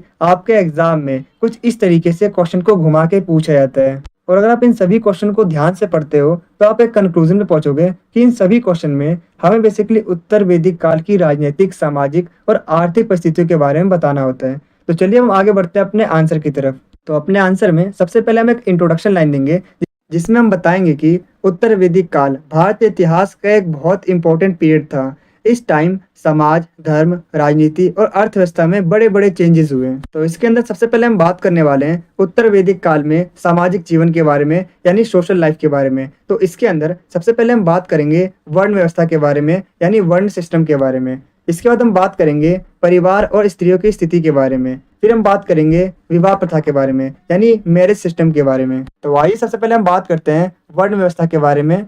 तो मैं आपको बताना चाहूँगा कि ऋग्वैदिक काल में वर्ण व्यवस्था नरम थी, लेकिन उत्तर वैदिक काल में ये कठोर हो गई। और इसके अलावा ऋग्वैदिक काल में वर्ण व्यवस्था काम पर आधारित थी, लेकिन उत्तर वैदिक काल में ये जन्म पर आधारित हो गई। यानी अब जिसका जन्म जिस वर्ण में होता वो उसी वर्ण का कहलाता था। जैसे अगर कोई ब्राह्मण है तो उसके आने वाले सभी वंशज ब्राह्मण कहलाएंगे, और अगर कोई शूद्र है तो उसके आने वाले सभी वंशज भी शूद्र ही कहलाएंगे। इसके साथ ही मैं आपको बताना चाहूंगा कि उत्तर वैदिक काल में लोगों को उनके जन्म के आधार पर 4 वर्णों में बांटा गया था। पहला था ब्राह्मण, दूसरा क्षत्रिय, तीसरा वैश्य और चौथा शूद्र। मैं आपको बता दूं कि ब्राह्मणों को समाज में सबसे ऊंचा वर्ण माना जाता था। ब्राह्मण धर्मगुरु और विद्वान थे। क्षत्रियो को समाज का दूसरा वर्ण माना जाता था। क्षत्रिय शासक और योद्धा थे। इसके अलावा वैश्यों को समाज का तीसरा वर्ण माना जाता था। वैश्य कृषक, व्यापारी और कारीगर थे। और शूद्रों को चौथा वर्ण माना जाता था। शूद्र तीनों वर्णों की सेवा करने वाले और मजदूर थे। और बाद में धीरे धीरे ऊंच नीच बढ़ गई और शूद्रों को सबसे कम अधिकार मिले। तो नेक्स्ट आइए हम बात करते हैं उत्तर वैदिक काल में परिवार और स्त्रियों की स्थिति के बारे में। तो मैं आपको बताना चाहूंगा कि उत्तर वैदिक काल में परिवार पितृसत्तात्मक था, यानी घर का मुखिया पुरुष होता था और संयुक्त परिवार की परंपरा थी। कई पीढ़ियां एक साथ रहती थी। महिलाओं की स्थिति ऋग्वेद काल की तुलना में कमजोर हो गई थी और इस टाइम पर महिलाओं को यज्ञ और शिक्षा से वंचित रखा जाने लगा और उनका धार्मिक कार्यों में भाग लेने का अधिकार भी कम हो गया। और इसी टाइम पर सती प्रथा और बाल विवाह जैसे बुरी परंपराएं शुरू होने लगी। कुल मिलाकर अगर कहें तो महिलाओं की स्वतंत्रता घट गई और इस काल में स्त्रियों को पुरुष के अधीन माने जाने लगा। तो नेक्स्ट अब हम बात करते हैं विवाह प्रथा के बारे में, यानी मैरिज सिस्टम के बारे में। तो मैं आपको बता दूं कि विवाह समाज का एक कर्तव्य माना जाता था। स्वयंवर जैसी प्रथाएं धीरे धीरे कम हो गई। विवाह पूरी तरह से परिवार के द्वारा तय किया जाने लगा। तो नेक्स्ट आइए हम बात करते हैं उत्तर वैदिक काल में धार्मिक जीवन के बारे में, यानी रिलीजियस लाइफ के बारे में। तो मैं आपको बताना चाहूंगा कि उत्तर वैदिक काल में यज्ञ और हवन बहुत ज्यादा इंपॉर्टेंट हो गए। राजा और अमीर लोग बड़े बड़े यज्ञ करते थे ताकि देवताओं से आशीर्वाद मिले, और इन यज्ञों को सिर्फ और सिर्फ ब्राह्मण ही संपन्न कराते थे। और इन यज्ञों में कभी कभी पशुओं की बलि भी दी जाती थी। यानी इससे देवताओं की पूजा कराने का तरीका जटिल और खर्चीला हो गया था, जिससे धर्म अब साधारण लोगों की पहुंच से बहुत दूर होने लगा था। और इसके अलावा पुराने देवता जैसे इंद्र और वरुण का महत्व घटने लगा और इसके अलावा नए देवता उभरने लगे जैसे ब्रह्मा, विष्णु और महेश। तो चलिए अब हम आगे बढ़ते हैं और समझते हैं उत्तर वैदिक काल में राजनीतिक जीवन के बारे में, यानी पॉलिटिकल लाइफ के बारे में। तो मैं आपको बताना चाहूंगा कि उत्तर वैदिक काल में राजा की शक्ति बढ़ गई थी। वो न्यायकर्ता और राज्य की रक्षा करता। इसके अलावा मैं आपको बताना चाहूंगा कि उत्तर वैदिक काल के अंत तक छोटे छोटे जनपद मिलकर बड़े महाजनपद में बदल गए और इसके जो प्रमुख महाजनपद थे वो मगध, काशी, कौशल, वत्स और अवधी आदि थे। मतलब ये भारत में स्थायी राज्यों की शुरुआत थी। तो नेक्स्ट हम बात करते हैं उत्तर वैदिक काल में आर्थिक जीवन के बारे में, यानी इकोनॉमिक लाइफ के बारे में। तो इसके अंदर सबसे पहले हम बात करेंगे कृषि के बारे में, यानी एग्रीकल्चर के बारे में। देन हम बात करेंगे पशुपालन के बारे में। फिर हम बात करेंगे शिल्प और उद्योग के बारे में, यानी क्राफ्ट्स एंड इंडस्ट्रीज के बारे में। इसके बाद हम बात करेंगे व्यापार के बारे में, यानी ट्रेड के बारे में। और लास्ट में हम समझेंगे कर प्रणाली के बारे में, यानी टैक्स सिस्टम के बारे में। तो आइए इसमें सबसे पहले हम बात करते हैं कृषि के बारे में, यानी एग्रीकल्चर के बारे में। तो मैं आपको बताना चाहूँगा कि उत्तर वैदिक काल में गंगा के मैदान में उपजाऊ जमीन मिलने से खेती मुख्य व्यवसाय बन गया। लोहा मिलने से लोहे के हल बने, जिससे खेती आसान हो गई। और इसके अलावा मैं आपको बताना चाहूँगा कि लोग धान, जौ, गेहूँ, तिल, गन्ना इन सबको उगाने लगे। कृषि अब समाज की रीढ़ की हड्डी बन गई थी। तो नेक्स्ट अब हम बात करते हैं पशुपालन के बारे में। तो मैं आपको बता दूं कि उत्तर वैदिक काल में गायों का महत्व बहुत ज्यादा बढ़ गया था, लेकिन खेती की तुलना में थोड़ा कम हो गया था। इसके साथ ही घोड़े और बैल का यूज युद्ध और खेती में किया जाता था। तो नेक्स्ट अब हम बात करते हैं शिल्प और उद्योग के बारे में, यानी क्राफ्ट्स एंड इंडस्ट्रीज के बारे में। तो मैं आपको बताना चाहूँगा कि लोहे, तांबे और धातुओं से औजार, हथियार और गहने बनाए जाते थे। और इसके अलावा मैं आपको बता दूं कि बुनाई, मिट्टी के बर्तन और आभूषण बनाने का काम बढ़ा। तो नेक्स्ट हम बात करते हैं ट्रेड के बारे में, यानी व्यापार के बारे में। तो मैं आपको बता दूं कि उत्तर वैदिक काल में स्थानीय व्यापारी के साथ साथ दूर दराज तक भी व्यापार बढ़ा। इसके अलावा वस्तु विनिमय यानी बार्टर सिस्टम के साथ साथ धातु की मुद्राएं भी चलने लगी। नदियों और बैलगाड़ियों से सामान का परिवहन होता था। तो इसके बाद आज हम बात करते हैं कर प्रणाली के बारे में यानी टैक्स सिस्टम के बारे में। तो मैं आपको बताना चाहूंगा कि उत्तर वैदिक काल में राजा को कर देना अनिवार्य हो गया था। आमतौर पर उपज का छठा हिस्सा यानी 1/6 टैक्स के रूप में दिया जाता था और इस कर से सेना, यज्ञ और राज्य के काम कराए जाते थे। तो चलिए हम बात करते हैं वैदिक साहित्य और उपनिषद के बारे में। तो मैं आपको बता दूं कि इस टाइम पीरियड में जो इम्पोर्टेंट ग्रंथ थे जैसे यजुर्वेद, सामवेद, अर्थवेद और विशेष रूप से उपनिषद लिखे गए। तो आइए हम बात करते हैं इसके कंक्लूजन के बारे में। तो मैं आपको बताना चाहूंगा कि उत्तर वैदिक काल में समाज, राजनीति और अर्थव्यवस्था में गहरे बदलाव हुए। इस टाइम पीरियड में वर्ण व्यवस्था कठोर हो गई, स्त्रियों की जो स्थिति थी वो कमजोर हो गई, राजा की शक्ति बढ़ गई, महाजनपदों का उदय हुआ और कृषि और व्यापार ने अर्थव्यवस्था को और भी ज़्यादा मजबूत कर दिया। तो यूनिट 5 में बेसिकली आपको बौद्ध धर्म और जैन धर्म के बारे में पढ़ना आएगा। तो चलिए देखते हैं इसके कुछ प्रीवियस ईयर क्वेश्चंस को जो कि अभी तक आपके एग्जाम में पूछे गए हैं। तो जैसे कि आप स्क्रीन पे देख पा रहे हो कुछ इस तरीके से आपके एग्जाम में क्वेश्चंस पूछे जाते हैं। अगर आप इन सभी क्वेश्चंस को पढ़ते हो तो आप एक कंक्लूजन पे पहुंचोगे कि इन सभी क्वेश्चंस में बेसिकली आपसे बौद्ध धर्म और जैन धर्म की जो मुख्य विशेषता है उनके बारे में पूछा जा रहा है, जिसके अंदर बेसिकली हमें वो सारे पॉइंट्स लिखने होते हैं कि किस तरीके से बौद्ध धर्म का उदय हुआ और जैन धर्म का उदय हुआ और किस तरीके से बौद्ध और जैन धर्म का विस्तार हुआ और आखिर क्यों जितने भी जो लोग थे वो बौद्ध और जैन धर्म की ओर आकर्षित होने लगे। इसके अलावा हमें बताना होता है कि बौद्ध और जैन धर्म ने किस तरीके से समाज में एक बड़ा परिवर्तन लाया। तो जो नेक्स्ट क्वेश्चन आपके एग्जाम में पूछा जाता है वो महाजनपद के ऊपर पूछा जाता है। जैसे कि मैंने आपको बताया था कि 6ठी शताब्दी ईसा पूर्व में कुल 16 महाजनपद थे। तो आपके एग्जाम में बेसिकली उनकी विशेषताओं के ऊपर क्वेश्चन पूछे जाते हैं। तो इसका जो आंसर है वो मैंने आपको प्रॉपर तरीके से इस नोट्स में प्रोवाइड कर दिया है। तो इस नोट्स को डाउनलोड कीजिएगा और एग्जाम में अच्छा स्कोर कीजिएगा। तो चलिए अब बात करते हैं यूनिट 6 के बारे में। तो देखिए मैं आपको बताना चाहूँगा कि यूनिट 6 में बेसिकली आपसे मौर्य साम्राज्य के ऊपर क्वेश्चन पूछे जाते हैं, उनकी विशेषताओं के ऊपर क्वेश्चन पूछे जाते हैं। तो इसका भी जो आंसर है वो आपको प्रॉपर इस PDF नोट्स के अंदर मिलने वाला है। और इसके साथ ही मैं आपको बताना चाहूँगा कि इस यूनिट से अशोक के धम्म के ऊपर भी आपके एग्जाम में क्वेश्चन पूछे जाते हैं कि अशोक के धम्म की विशेषताओं के बारे में बताइए। तो चलिए हम बात करते हैं यूनिट 7 के बारे में। तो देखिए मैं आपको बताना चाहूँगा कि यूनिट 7 में बेसिकली आपसे संगम काल के ऊपर क्वेश्चन पूछे जाते हैं कि संगम काल के दौरान उसकी अर्थव्यवस्था कैसी थी, उसकी सामाजिक व्यवस्था कैसी थी, इस सभी चीज़ के बारे में आपके एग्जाम में पूछा जाता है। तो अब अगर हम बात करें यूनिट 8 की, तो यूनिट 8 के अंदर बेसिकली हमें मृतक काल की राजनीतिक व्यवस्था, उसकी अर्थव्यवस्था और समाज के ऊपर क्वेश्चन पूछे जाते हैं। इसके भी आंसर जो है वो आपको इस PDF के अंदर मिलने वाले हैं। तो जो नोट्स का लिंक है वो मैं आपको अपने इस वीडियो के डिस्क्रिप्शन बॉक्स में प्रोवाइड कर दूंगा, जिससे कि आप इजीली इस PDF को डाउनलोड कर सकते हो। जैसे आप हमारे नोट्स को परचेज करते हो, सबसे ऊपर यहाँ पर आपको शो होगा हमारे चैनल का नेम। इसके जस्ट नीचे यहाँ पर आपको शो होगा सब्जेक्ट का नेम, जो कि है भारत का इतिहास यानी हिस्ट्री ऑफ इंडिया। और उसमें जो टाइम पीरियड है वो 300 ईसा पूर्व तक रहने वाला है, यानी अप टू 300 सेंचुरी। और मैं आपको बताना चाहूँगा कि जो PDF है वो हिंदी और इंग्लिश दोनों मीडियम वाले स्टूडेंट्स के लिए अवेलेबल है। और सबसे पहले हमारे नोट्स के अंदर यहाँ पर आपको लेटेस्ट सिलेबस को देखने को मिलेगा कि आपको टोटल कितने यूनिट्स को पढ़ना है। उसके जस्ट नीचे यहाँ पे मैंने आपके लिए कुछ क्वेश्चन पेपर दिएंगे, जिससे कि आपको एग्जाम पैटर्न के बारे में पता चल सके। क्योंकि काफ़ी सारे स्टूडेंट्स से कमेंट करते हैं कि आप हमें एग्जाम पैटर्न ही बताया कीजिए, हमें कितने टाइम में अटेम्प्ट करना होता है, कितने मार्क्स का क्वेश्चन पेपर आता है। तो वो सभी डिटेल्स पे आपको इसके अंदर मिलने वाले हैं। और जैसे कि आप हमारे नोट्स को देख सकते हो, इसमें मैंने आपके लिए हर एक टाइप के क्वेश्चन प्रोवाइड किएंगे जो कि अभी तक आपके एग्जाम में पूछे गए हैं अलग अलग लैंग्वेज में। क्योंकि काफ़ी बार एग्जाम में क्वेश्चन को घुमा के पूछा जाता है। तो अगर आप इतने सारे क्वेश्चंस को करके जाते हो तो ईजिली अगर आपके एग्जाम में किसी भी टाइप से क्वेश्चन पूछा जाता है घुमा के भी, तो भी आप उसका आंसर ईजिली दे पाओगे, क्योंकि ऑलरेडी आप इतने सारे क्वेश्चंस को पढ़ के जा रहे हो। और इसके जो आंसर्स है वो मैं आपको बताना चाहूँगा कि काफ़ी ज़्यादा ईजी लैंग्वेज में आएंगे।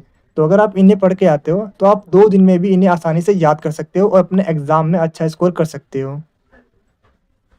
आज की वीडियो में इतना ही, मिलते हैं आपसे अगली वीडियो में। Thanks for watching this video. आपको ये वीडियो कैसी लगी कमेंट में जरूर बताना।